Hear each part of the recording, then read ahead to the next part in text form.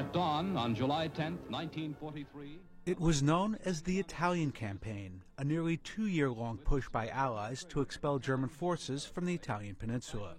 70 years later, there are few alive that can tell the story of those final months of World War II.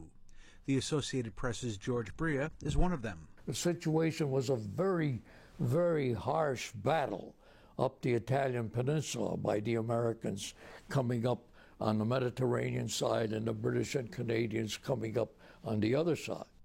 By June of 1944, with Rome under Allied control, victory seemed certain, but the bloody campaign would continue for another 9 months. After the capture of Rome, we had one line after another of Germans that we had to capture positions. We went straight up Florence and so on. It took a long time to get the Germans out of there. They were fighting bitterly.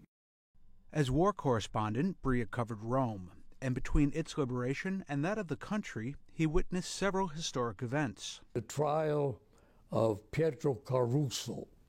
He was the police chief in Rome at the time. And he was tried, he was convicted, and he was executed. And I covered the execution. And they put Caruso in a chair, strapped him in a chair, with his back to the firing squad. And a friar was there administering the last rites.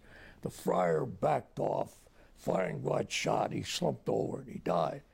And while Caruso's execution was out of the public eye, that of the deposed fascist leader, Benito Mussolini, was different. After being shot dead, Il Duce and his mistress, along with several other fascists, were put on public display. Within 4 days of Mussolini's death, Italy had been liberated. A formal end to all hostilities in Europe came with Germany's unconditional surrender on May 7th. Luke Sheridan, The Associated Press.